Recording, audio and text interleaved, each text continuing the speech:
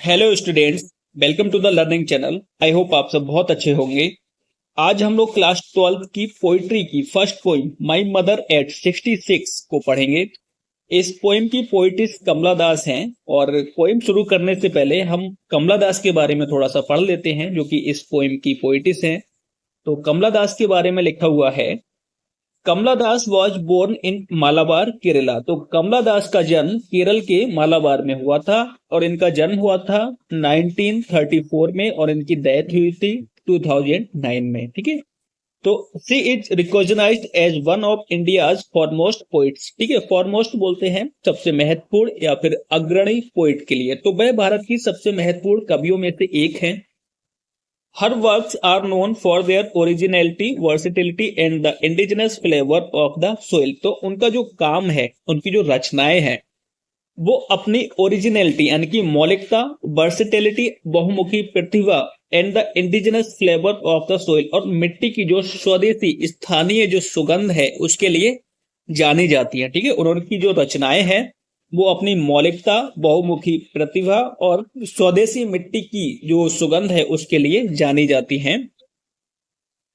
Kamala Das has published many novels and short stories in English and Malayalam under the name Madhavikutty. तो कमला दास ने माधवीकुट्टी नाम से अपने कई सारे नोवेल और शॉर्ट स्टोरी जो लघु कहानियां हैं उनको इंग्लिश और मलयालम भाषा में प्रकाशित किया है।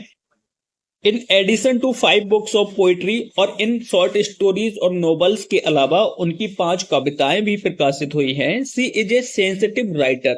सेंसिटिव बोलते हैं संवेदनशील के लिए, तो वह एक संवेदनशील लेखिका हैं who captures the complex subtleties of human relationship in lyric idiom. ठीक है, सटलिटीज बोलते हैं बारीकियों के लिए, कॉम्प्लेक्स बोलते हैं जटिल के लिए, ह्यूमन रिलेशनशिप यानी कि मानव रिश्तों की। तो उन्होंने क्या किया है, उन्होंने मानव रिश्तों की जो जटिल बारीकियां हैं उनको काव्यात्मक मुहावरे में पिरोया है।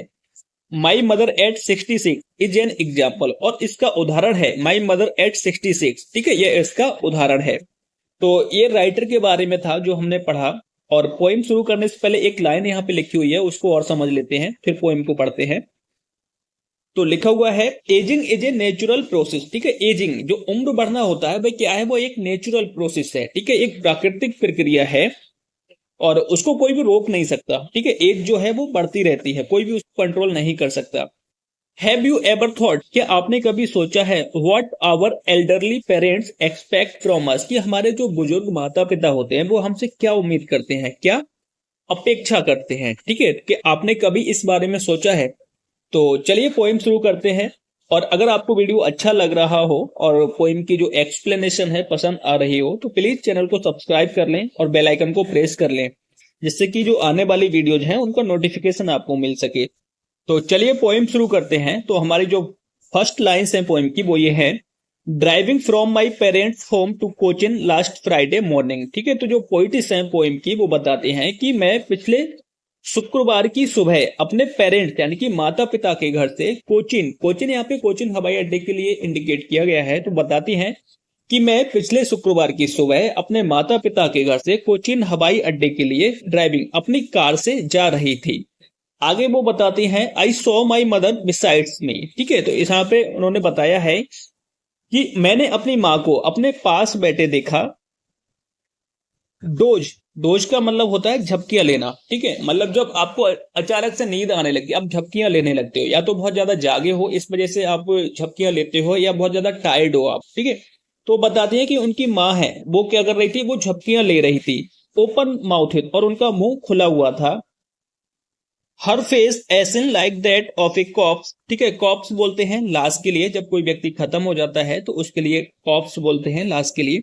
तो वो पोइटिस में वो बताती हैं कि उनकी माँ का चेहरा बिल्कुल सफेद था जैसे कि लाश का रंग हो। And realized with pain. ठीक है, और यह देखकर उनको बहुत दर्द हुआ। That she was as old as she looked, कि वह अब उतनी बूढ़ी हो गई थी जितना वो दिखती थी। ठीक है, तो जब उसने पोइटिस हैं उन्होंने अपनी माँ को झपकियां लेते हुए देखा और उनका चेहरा था बिल्कुल सफेद था, तो पोइटिस थी, उनको ये देखकर बहुत बुरा लगा। ठीक है, और उनको ये एहसास हो गया कि उनकी जो माँ है वो उतनी ही बूढ़ी हो गई थी जितना वो बूढ़ी दिखती थी। पुट दैट थॉट अवे, और जल्द ही उन्होंने उस जो थॉट को, विचार को क्या कर दिया, खुद से दूर कर दिया, क्योंकि जो विचार था वो उनको दुख दे रहा था, पेन दे रहा था, तो इसलिए उन्होंने उस विचार को दूर कर दिया।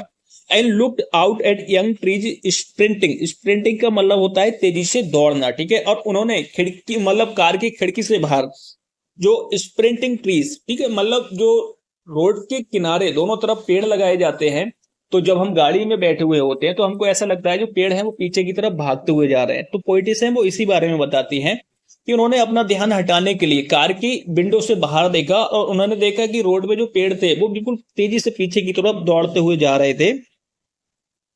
आगे वो बताते हैं the Mary children spilling out of their home. Mary children यानी कि खुश मिजाज बच्चे, जो बहुत प्रसन्न बच्चे थे, spilling out of their home, वो अपने घरों से बाहर निकल रहे थे।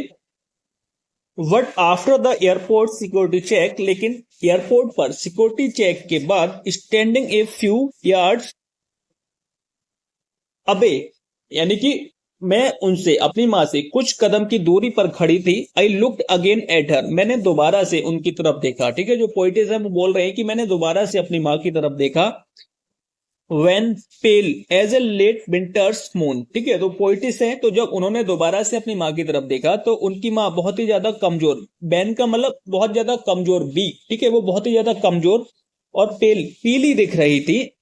As a late winter's moon, जैसे सर्दियों का क्या हो, फीका चांद हो। जैसे सर्दियों में क्या होता है, कोहरा वगैरह होता है, आसमान क्लियर नहीं होता, तो चांद है वो क्लियरली विजिबल नहीं होता है, ठीक है। तो इसी तरीके से वो बोलती हैं, ठीक है। तो उन्होंने जब अपनी माँ की तरफ देखा तो वो बहुत ही ज्यादा कमजोर और पीली दिखाई दे रही थी, जैसे कि सर्दियों का देर से निकला हुआ चांद हो। And felt that old familiar एक, और मुझे उस पुराने दर्द का एहसास हुआ। माई चाइल्डहुड फियर, ठीक है, मेरे बचपन का डर। और उनके बचपन का डर क्या था, माँ को खो देने का डर, ठीक है।